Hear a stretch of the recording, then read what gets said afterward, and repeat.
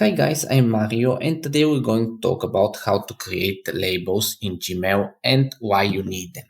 You can use labels with different colors to mark specific types of emails, for example, all emails for a specific sender.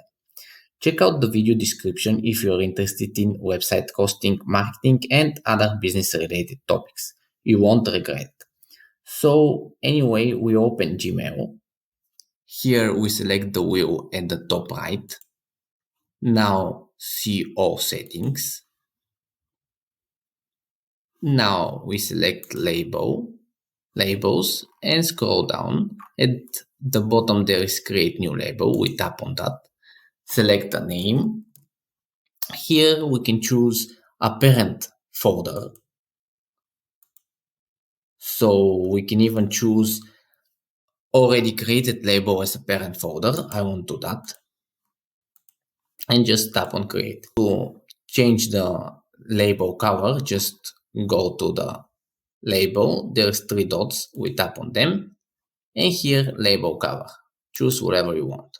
And now you can actually filter incoming emails to go straight to this label. Click the link at the top to see how.